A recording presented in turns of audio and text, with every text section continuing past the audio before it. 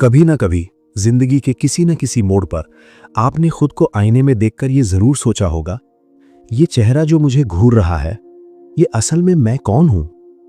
या शायद कभी रात में छत पर लेटकर उन अरबों सितारों को देखते हुए आपके मन में एक अजीब सी बेचैनी उठी होगी, एक सवाल जो गले में अटक जाता है। ये सब क्या है? ये ब्रह्मांड, ये दुनिया, ये मेरा होना, क्या ये सब सिर्फ एक इत्तेफाक है या इसके पीछे कोई कहानी है जो मुझे नहीं पता? हम सब अपनी रोजमर्रा की जिंदगी में भागते रहते हैं, नौकरी, पैसा, रिश्ता, भूख और प्यास। लेकिन उस भाग दौड़ के बीच एक पल ऐसा आता है जब सन्नाटा हमें घेर लेता है। उस सन्नाटे में जो सवाल गूंजते हैं, वही वो जगह है जहां से फिलॉसफी यानी दर्शन का जन्म होता है। ज्यादातर लोग इन सवालों से डरकर टीवी ऑन कर लेते हैं या फोन में बिजी हो जाते हैं, लेकिन कुछ लोग, कुछ जिद्दी दिमाग उन सवालों के साथ रुकते हैं। वो उस अंधेरे में झांकने की हिम्मत करते हैं। अगर आप उनमें से एक हैं जो सिर्फ जीना नहीं चाहते बल्कि जानना भी चाहते हैं कि जीना आखिर है क्या, तो आप सही जगह पर हैं। नमस्कार, स्वागत है आपका ऑफिशियल फिलॉसफी में। मैं हूं आपका होस्ट और हमराही ज्ञान के इस सफर में। आज हम शुरू कर रहे हैं मानव इतिहास के सबसे पुराने, सबसे गहरे और शायद सबसे जरूरी विषय को, फिलॉसफी यानी दर्शन शास्त्र। तो चलिए अपने दिमाग के दरवाजे खोल लीजिए। आज का टॉपिक है फिलॉसफी क्या है, दर्शन शब्द का अर्थ और उसका असली मतलब। सबसे पहले हमें यह समझना होगा कि दुनिया इस विषय को दो अलग अलग नजरियों से देखती है। एक नजरिया है पश्चिम का और एक है हमारे अपने भारत का। और यकीन मानिए, इन दोनों शब्दों में जमीन आसमान का फर्क है। आइए पश्चिम से शुरू करते हैं। अंग्रेजी का शब्द है फिलॉसफी। यह शब्द ग्रीस की प्राचीन गलियों से निकला है। यह दो ग्रीक शब्दों से मिलकर बना है। पहला है फिलो यानी फिलो और दूसरा है सोफिया। फिलो का मतलब होता है लव यानी प्रेम, लेकिन यह वो प्रेम नहीं है जो हम फिल्मों में देखते हैं। यह एक गहरा लगाव है, एक प्यास है। और सोफिया का मतलब होता है विजडम यानी बुद्धिमता या ज्ञान। तो अगर आप इन दोनों को जोड़ दें तो फिलॉसफी का शाब्दिक अर्थ बनता है लव ऑफ विजडम यानी ज्ञान के प्रति प्रेम। लेकिन रुकिए, यहां पर एक बहुत बड़ा सवाल है और यहीं पर एक बहुत ही दिलचस्प कहानी आती है। इसे ध्यान से सुनिएगा, क्योंकि यह कहानी ही तय करती है कि फिलॉसफी असल में है क्या। यह कहानी है पाइथागोरस की, वही पाइथागोरस जिनका मैथ का फॉर्मूला आपने स्कूल में पढ़ा होगा। प्राचीन ग्रीस में जो लोग बहुत ज्ञानी होते थे, जो समाज को रास्ता दिखाते थे, उन्हें लोग सोफोस कहते थे। सोफोस का मतलब होता है वाइज मैन, ज्ञानी पुरुष, जिसे सब पता हो। एक बार किसी ने पाइथागोरस को सोफोस कहकर बुलाया। उसने कहा, पाइथागोरस, आप तो महाज्ञानी हैं, आप सोफोस हैं। पाइथागोरस ने तुरंत हाथ जोड़ा और उसे रोका। उन्होंने कहा, नहीं, मैं सोफोस नहीं हूं। ज्ञान तो सिर्फ ईश्वर के पास है, पूर्ण सत्य तो सिर्फ देवताओं के पास हो सकता है। मैं ज्ञानी नहीं हूं, मैं तो बस ज्ञान का प्रेमी हूं। मैं एक यात्री हूं जो सच की तलाश में है, लेकिन मंजिल पर पहुंचा नहीं है। इसलिए मुझे सोफोस मत कहो, मुझे फिलोसोफोस कहो। देखिए कितनी गहरी बात है। फिलॉसफी का मतलब यह नहीं है कि आपके पास सारे जवाब हैं, नहीं। फिलॉसफी का मतलब है कि आपके अंदर यह स्वीकार करने की विनम्रता है कि मैं नहीं जानता, लेकिन मैं जानना चाहता हूं। एक साधारण इंसान सोचता है कि उसे सब पता है, लेकिन एक फिलॉसफर जानता है कि सच बहुत विशाल है और उसकी समझ बहुत छोटी। ये जो तड़प है, जो लव है सच को पाने का, उसी सफर का नाम फिलॉसफी है। तो पश्चिम के लिए ये एक इंटेलेक्चुअल जर्नी है, दिमाग की कसरत है सच तक पहुंचने की। अब आइए अपने घर भारत की ओर। पश्चिम ने कहा लव ऑफ विजडम, ज्ञान से प्रेम। लेकिन भारत ने इसे क्या कहा? हमने इसे फिलॉसफी का अनुवाद नहीं माना, हमने इसके लिए एक बहुत ही शक्तिशाली शब्द चुना है, दर्शन। अक्सर स्टूडेंट्स गलती करते हैं, वो सोचते हैं कि फिलॉसफी और दर्शन पर्यायवाची हैं, सिनोनिम्स हैं। नहीं दोस्तों, ये अनुवाद नहीं है, ये एक अलग नजरिया है। दर्शन शब्द संस्कृत की दृश्य धातु से बना है। दृश्य का मतलब होता है देखना, टू सी। यहां पर थोड़ा ठहरिए, देखना, क्या देखना? क्या इसका मतलब है अपनी आंखों से पेड़ पौधे या मोबाइल स्क्रीन को देखना? जी नहीं, हमारी भारतीय परंपरा में ऋषियों ने, प्रोफेसरों ने और पंडितों ने देखने को 3 लेवल पर बांटा है। पहला है चर्म चक्षु, फिजिकल आइज, जिससे आप अभी ये दुनिया देख रहे हैं, ये ऊपरी सतह है। दूसरा है मन चक्षु, माइंड्स आई, जिससे आप तर्क करते हैं, गणित सुलझाते हैं। ये वेस्टर्न फिलॉसफी का तरीका है। लेकिन दर्शन इन दोनों से ऊपर है। दर्शन का मतलब है प्रज्ञा चक्षु से देखना। जब हम भारत में दर्शन कहते हैं तो हमारा मतलब होता है तत्व का साक्षात्कार करना, डायरेक्ट रियलाइजेशन ऑफ ट्रूथ। फर्क समझ रहे हैं आप? वेस्टर्न फिलॉसफी कहती है थिंक अबाउट ट्रूथ, सत्य के बारे में सोचो, तर्क करो। इंडियन फिलॉसफी कहती है सत्य को देखो, उसे महसूस करो। जैसे एक उदाहरण देता हूं। मान लीजिए आपके सामने खीर का एक कटोरा रखा है। वेस्टर्न फिलॉसफी उस खीर की रेसिपी पूछेगी, उसमें दूध और चावल का अनुपात पूछेगी, उसके रासायनिक गुणों पर बहस करेगी। ये ज्ञान का प्रेम है। लेकिन भारतीय दर्शन कहता है चम्मच उठाओ और उसे चखो। जब तक स्वाद आपकी जुबान पर नहीं आता तब तक आप सच को नहीं जानते। केवल रेसिपी जानना ज्ञान नहीं है, स्वाद लेना दर्शन है।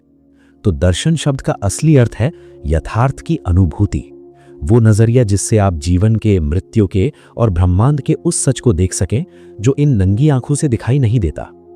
मैंने अभी आपको खीर का उदाहरण दिया था, याद है ना? पश्चिम रेसिपी जानता है, भारत स्वाद लेता है। लेकिन ये फर्क सिर्फ स्वाद का नहीं है, ये मकसद का है। पश्चिम में फिलॉसफी अक्सर एक दिमागी खेल रही है। वहां एक फिलॉसफर एक बहुत बुरा इंसान हो सकता है, लेकिन अगर उसका लॉजिक सही है तो वो महान फिलॉसफर कहलाएगा। जी हां, ये सच है।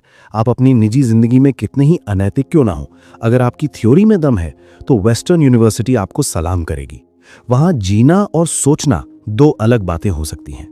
लेकिन भारत इस दोगलेपन को स्वीकार नहीं करता। भारतीय परंपरा में दर्शन मजे के लिए नहीं किया गया, ये कुतूहल मिटाने के लिए नहीं था। ये एक जरूरत थी, एक मजबूरी थी। सोचिए, एक आदमी बीमार है, दर्द से तड़प रहा है। उसे इस बात से कोई फर्क नहीं पड़ता कि दवाई का केमिकल फॉर्मूला क्या है, उसे बस दर्द से छुटकारा चाहिए। भारतीय दर्शन शास्त्र का जन्म इसी दर्द से हुआ है। हमारे यहां दर्शन शास्त्र को मोक्ष शास्त्र भी कहा जाता है।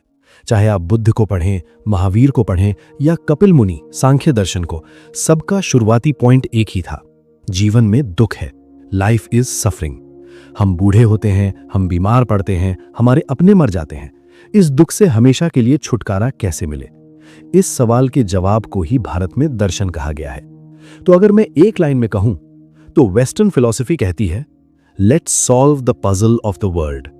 इंडियन फिलॉसफी कहती है let's find the cure for the pain of existence.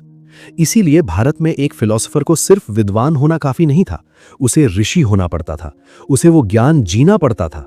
अगर आपका ज्ञान आपके आचरण यानी बिहेवियर में नहीं है तो वो दर्शन नहीं, वो सिर्फ बकवास है। अब जब हम दोनों पक्षों को समझ चुके हैं तो चलिए इन दोनों को मिलाकर एक ऐसी परिभाषा बनाते हैं जो आज के मॉडर्न इंसान को समझ आए। आखिर ये भला फिलॉसफी है क्या? क्या ये साइंस है? क्या ये आर्ट है? सुनिए, जब आप फिजिक्स पढ़ते हैं तो आप पदार्थ यानी मैटर को पढ़ते हैं। जब आप बायोलॉजी पढ़ते हैं तो आप जीवन यानी लाइफ को पढ़ते हैं। जब आप साइकोलॉजी पढ़ते हैं तो आप मन यानी माइंड को पढ़ते हैं। हर सब्जेक्ट दुनिया के एक छोटे से टुकड़े को पकड़ता है और उसकी स्टडी करता है। लेकिन फिलॉसफी किसी टुकड़े को नहीं पढ़ती। फिलॉसफी सब कुछ को एक साथ समझने की कोशिश करती है। इसे मदर ऑफ ऑल साइंसेस कहा जाता है। और ये सिर्फ एक कहावत नहीं है, ये ऐतिहासिक सच है। आज जिसे आप फिजिक्स कहते हैं, न्यूटन के जमाने तक उसे नेचुरल फिलॉसफी कहा जाता था। आज जिसे आप साइकोलॉजी कहते हैं, 19वीं सदी तक वो फिलॉसफी की ही एक ब्रांच थी। जैसे एक पेड़ होता है, साइंस उसकी टहनियां यानी ब्रांचेस हैं। फिजिक्स एक टहनी है, केमिस्ट्री दूसरी।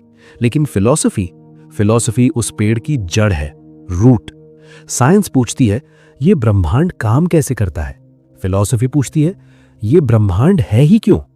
साइंस आपको बताएगी कि गुरुत्वाकर्षण यानी ग्रेविटी इंसान को नीचे खींचता है। फिलॉसफी पूछेगी इंसान को नीचे क्यों खींचना चाहिए? क्या हमारा कोई मकसद है? क्या हम सिर्फ मांस के लोथड़े हैं या हमारे अंदर कोई आत्मा है? तो फिलॉसफी की परिभाषा नोट कर लीजिए अपने दिमाग में। Philosophy is the rational and critical inquiry into the fundamental problems of existence, knowledge, values, reason, mind and language. यानी उन बुनियादी सवालों की तार्किक जांच पड़ताल जिनका जवाब साइंस की लैब में नहीं मिलता। साइंस माइक्रोस्कोप से देखती है, फिलॉसफी दूरबीन और अंतर्दृष्टि से देखती है। अब आपके मन में एक सवाल आना चाहिए, सर ये सब शुरू कैसे हुआ? पहला इंसान कौन था जिसने शिकार छोड़कर बैठना और सोचना शुरू किया? फिलॉसफी की शुरुआत दो जज्बातों से होती है और यहां भी पश्चिम और भारत के रास्ते अलग हैं, लेकिन मंजिल एक है। ग्रीक फिलोसोफर प्लेटो और अरस्तु ने कहा था, फिलॉसफी बिगिंस विद वंडर। कल्पना कीजिए आदिम मानव की, हजारों साल पहले जब बिजली नहीं थी, रात को जब इंसान गुफा से बाहर निकला होगा और उसने ऊपर देखा होगा, अरबों चमकते सितारे, काला घना आसमान, सूरज का रोज उगना, मौसम का बदलना, उसके मुंह से निकला होगा, वाओ ये सब क्या है? उस आश्चर्य ने उसे सोचने पर मजबूर किया। ये बच्चों जैसा आश्चर्य था। ये सूरज गिरता क्यों नहीं? ये चांद छोटा बड़ा क्यों होता है? यही वंडर वेस्टर्न फिलॉसफी की मां है। लेकिन दूसरी तरफ भारत में कहानी थोड़ी अलग थी। यहां बुद्ध जैसे विचारकों ने कहा, दर्शन की शुरुआत आश्चर्य से नहीं, संदेह और असंतोष से होती है। हैरानी नहीं, बल्कि एक खटक। सब कुछ ठीक क्यों नहीं है? मुझे खुशी हमेशा के लिए क्यों नहीं मिलती? मैं जिससे प्यार करता हूं वो मर क्यों जाता है? जब आपके पास सब कुछ हो, पैसा, खाना, घर, फिर भी रात को नींद ना आए, एक खालीपन महसूस हो, वो खालीपन ही फिलॉसफी का जन्म स्थान है। मॉडर्न फिलोसोफर डेकार्ट्स ने तो यहां तक कह दिया कि फिलॉसफी की शुरुआत डाउट यानी शक से होती है। जब तक आप हर चीज पर शक नहीं करेंगे, यहां तक कि अपने होने पर भी शक नहीं करेंगे, तब तक आप सच तक नहीं पहुंच सकते। तो चाहे आप तारों को देखकर हैरान हो, वंडर, या अपनी जिंदगी के दुखों से परेशान हो, सफरिंग, या पुरानी मान्यताओं पर शक कर रहे हो, डाउट, मुबारक हो, आपने फिलॉसफी करना शुरू कर दिया है। अब सवाल यह है कि यह सोच हमें ले कहां जाती है? क्या यह सिर्फ सवाल पूछना है या कोई जवाब भी मिलता है? इंसानी दिमाग को खालीपन पसंद नहीं है। जब आदिमानव ने पहली बार बिजली कड़कते हुए देखी होगी तो वो डर गया होगा। उसे जवाब चाहिए था, ये आवाज क्यों आई? उस वक्त साइंस नहीं थी, लैब्स नहीं थी, तो इंसान ने क्या किया? उसने कहानियां बनाई। उसने कहा, ऊपर आसमान में एक बहुत ताकतवर देवता बैठा है, शायद इंद्र या ज़्यूस या थॉर। वो गुस्से में है और अपना हथियार चला रहा है। ये जो कहानियों वाला जवाब था, इसे ग्रीक में कहते हैं मिथोस, यानी कि मिथक। हजारों सालों तक इंसान इसी मिथोस में जीता रहा। हर सवाल का जवाब एक कहानी थी। बारिश क्यों हुई? देवता खुश हैं। अकाल क्यों पड़ा? देवता नाराज हैं। लेकिन फिर इतिहास में एक ऐसा पल आया जब इंसान ने कहा कि बस, अब मुझे कहानियां नहीं चाहिए, मुझे असली कारण या लॉजिक चाहिए।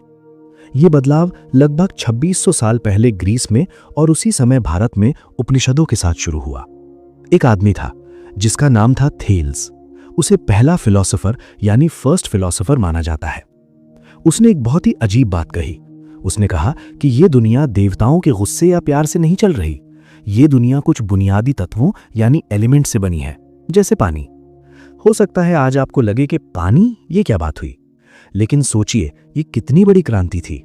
उसने पहली बार किसी देवता यानी सुपर नेचुरल का सहारा नहीं लिया। उसने नेचर को नेचर के जरिए समझने की कोशिश की। यहीं से इंसान ने मिथोस यानी कहानियों को पीछे छोड़ा और लोगोस यानी लॉजिक को अपनाया।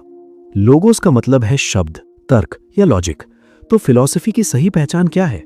फिलॉसफी वो पल है जब इंसान ने मानना छोड़ दिया और जानना शुरू कर दिया। धर्म कहता है मान लो क्योंकि लिखा है। दर्शन कहता है परखो, चाहे कहीं भी लिखा हो। अब आप कहेंगे कि सर ठीक है, देवी देवताओं की कहानियों से अलग हो गए, लेकिन कॉमन सेंस तो सही है ना? जो सबको पता है वही सच है। यहां फिलॉसफी आपको सबसे बड़ा झटका देती है। फिलोसोफर बर्टन रसल ने एक बहुत प्यारी बात कही थी। Philosophy is the unusual attempt to answer ultimate questions using reasons that are not common sense. Common sense क्या है? कॉमन सेंस कहता है कि सूरज पूरब से निकलता है और पश्चिम में डूबता है। हमें दिखता भी यही है, लेकिन क्या यह सच है? नहीं, सच यह है कि सूरज कहीं नहीं जाता, हमारी पृथ्वी घूम रही है। कॉमन सेंस ने हमें धोखा दिया। एक और उदाहरण लीजिए। यह टेबल ठोस है। कॉमन सेंस कहता है कि अगर मैं इस पर मुक्का मारूं तो हाथ में चोट लगेगी क्योंकि यह ठोस है। लेकिन अगर आप एक फिजिक्स के फिलोसोफर से पूछेंगे तो वो कहेगा यह टेबल 99.99% खाली जगह है। एटम्स के बीच में सिर्फ खालीपन है। ये जो ठोस होने का एहसास है, ये सिर्फ इलेक्ट्रॉन्स की रिपल्शन है। तो जिसे आप कुर्सी या टेबल कहते हैं, वो असल में वहां है ही नहीं जैसा आप सोच रहे हैं। कॉमन सेंस हमें जीने में मदद करता है। सड़क पार करते समय गाड़ी से बचना कॉमन सेंस है, लेकिन फिलॉसफी हमें सच तक ले जाती है, चाहे वो सच कितना ही अजीब क्यों ना हो। कॉमन सेंस एक मछली की तरह है जो पानी में तैर रही है, उसे पता नहीं कि पानी क्या है। फिलॉसफी वो मछली है जो पानी से बाहर सिर निकालकर पूछती है, अरे भाई, ये गीला गीला क्या है। अब जब हम जान गए हैं कि फिलॉसफी क्या नहीं है, तो सवाल उठता है कि इसके अंदर आता क्या है, इसका स्कोप यानी दायरा क्या है, क्षेत्र क्या है। अगर फिलॉसफी एक बहुत बड़ा महल है तो इसके 3 मुख्य खंभे हैं। पूरी फिलॉसफी इन्हीं 3 सवालों पर टिकी है। मेटाफिजिक्स, तत्व मीमांसा। सबसे पहला और सबसे भारी सवाल, वहां क्या है? क्या भगवान है? क्या आत्मा है? क्या मरने के बाद कुछ होता है? क्या ये दुनिया असली है या मैट्रिक्स की तरह कोई सपना है? एपिस्टेमोलॉजी, ज्ञान मीमांसा। तुम्हें कैसे पता? हम जो जानते हैं वो हम कैसे जानते हैं? क्या हमारा ज्ञान भरोसेमंद है? एथिक्स, नीतिशास्त्र। मैं कैसे जीऊं? क्या सही है, क्या गलत है? क्या झूठ बोलना हमेशा गलत है या किसी की जान बचाने के लिए झूठ बोलना सही है? इन 3 के अलावा भी लॉजिक और एस्थेटिक्स इसके हिस्से हैं, लेकिन मुख्य ढांचा यही 3 है। मेटाफिजिक्स क्या है, एपिस्टेमोलॉजी कैसे पता, और एथिक्स मैं क्या करूं। सोचिए, दुनिया का हर सवाल, चाहे वो साइंस का हो, धर्म का हो या आपकी पर्सनल लाइफ का हो, इन्हीं 3 में से किसी एक में फिट होता है। इसलिए फिलॉसफी का स्कोप अनंत है। जहां तक इंसान की सोच जा सकती है, वहां तक फिलॉसफी का साम्राज्य है। लेकिन दोस्तों, एक चेतावनी भी सुन लीजिए। फिलॉसफी एक खतरनाक विषय है, क्योंकि ये आपकी जड़ों को हिला देता है। सुकरात, जिसे वेस्ट का सबसे बड़ा फिलॉसफर माना जाता है, उसे जहर का प्याला क्यों पीना पड़ा? क्योंकि वो लोगों से सवाल पूछता था। वो युवाओं से पूछता था, तुम कहते हो तुम न्याय जानते हो, तो बताओ न्याय क्या है? और जब लोग जवाब नहीं दे पाते थे तो उनका अहंकार टूट जाता था। फिलॉसफी आपको कंफर्ट जोन से बाहर घसीट कर लाती है। ये आपके बचपन के विश्वासों, आपके धर्म, आपके समाज, यहां तक कि आपके खुद के विचारों पर हथौड़ा मारती है। ये आसान नहीं है, ये कमजोर दिल वालों के लिए नहीं है। जब आप फिलॉसफी करना शुरू करते हैं तो एक समय ऐसा आता है जब आप बहुत अकेला महसूस करते हैं, क्योंकि जो भीड़ सोच रही है आप वैसा नहीं सोच पा रहे। लेकिन यही इसकी खूबसूरती है। यह आपको भीड़ से अलग एक व्यक्ति यानी इंडिविजुअल बनाती है। एक ऐसा इंसान जो किसी के कहने पर नहीं बल्कि अपनी समझ से चलता है।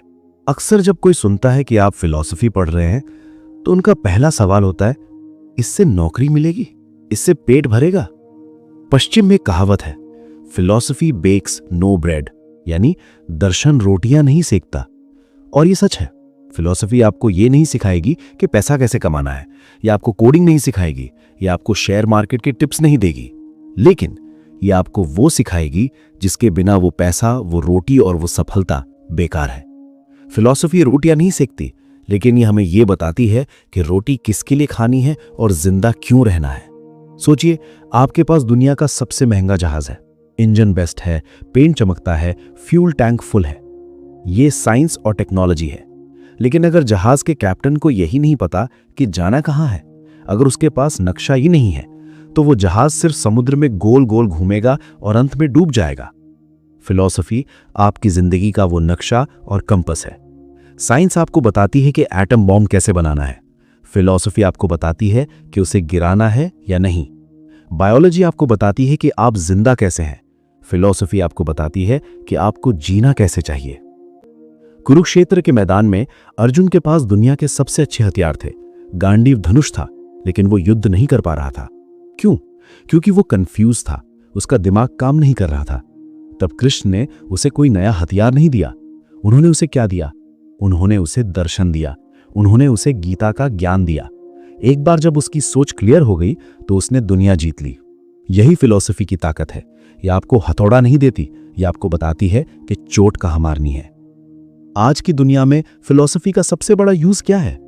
आज हम इंफॉर्मेशन के समुद्र में डूब रहे हैं। फेक न्यूज, प्रोपेगेंडा, नेताओं के झूठ, विज्ञापनों का जाल, हर कोई आपके दिमाग को कंट्रोल करना चाहता है। जो इंसान फिलॉसफी नहीं जानता वो एक सूखे पत्ते की तरह है, जिधर की हवा चली उधर उड़ गया। किसी ने कहा यह धर्म खतरे में है, वो लड़ने चला गया। किसी ने कहा यह प्रोडक्ट खरीद लो, उसने खरीद लिया। लेकिन एक फिलॉसफी का स्टूडेंट, एक दार्शनिक, वो आसानी से बेवकूफ नहीं बनता। उसके पास तर्क की ढाल होती है। जब कोई नेता भाषण देता है तो फिलॉसफी जानने वाला ये नहीं देखता कि वो कितना चिल्ला रहा है, वो देखता है कि इसके आर्ग्यूमेंट में दम है या ये सिर्फ जज्बातों से खेल रहा है। फिलॉसफी आपको क्रिटिकल थिंकिंग सिखाती है। यह आपको सिखाती है कि किसी भी बात को तब तक मत मानो जब तक वो तर्क की कसौटी पर खरी ना उतरे। आज के दौर में ना भटकना ही सबसे बड़ी स्किल है, और वो स्किल सिर्फ दर्शन देता है। अंत में मैं बस इतना कहूंगा, हमने शुरू किया था पाइथागोरस के लव ऑफ विजडम से, और हम आए हैं भारत के मोक्ष तक। फिलॉसफी सिर्फ किताबों में बंद कोई सिलेबस नहीं है। जब आपका दिल टूटता है, जब आप फेल होते हैं, जब आप किसी अपने को शमशान में जलता हुआ देखते हैं, उस वक्त ना तो मैथ काम आता है ना साइंस। उस वक्त सिर्फ आपकी लाइफ फिलॉसफी आपको टूटने से बचाती है। सुकरात ने कहा था, to philosophize is to learn how to die. क्योंकि जिस दिन आपने मौत का डर निकाल दिया, जिस दिन आपने समझ लिया कि मैं शरीर नहीं कुछ और हूं, उस दिन से आप असली जिंदगी जीना शुरू करते हैं। तो दोस्तों, ये फिलॉसफी का कोर्स आपको सिर्फ एग्जाम पास नहीं करवाएगा, ये आपको एक बेटर ह्यूमन बीइंग बनाएगा। एक ऐसा इंसान जिसका रिमोट कंट्रोल दुनिया के हाथ में नहीं, खुद उसके हाथ में है। हम इस सफर में बहुत आगे जाएंगे। हम ईश्वर, आत्मा, पाप, पुण्य और लॉजिक सब पर बात करेंगे। हम झगड़ेंगे, बहस करेंगे और सोचेंगे। तो ये था हमारा पहला कदम, चैप्टर 1, टॉपिक 1। उम्मीद है कि आज आपके दिमाग की कुछ खिड़कियां खुली होंगी। इस टॉपिक को अपने दिमाग में सेव कर लीजिए, क्योंकि आगे की पूरी इमारत इसी नींव पर टिकी है। मैं हूं सिद्धार्थ सिंह और आप सुन रहे थे ऑफिशियल फिलॉसफी।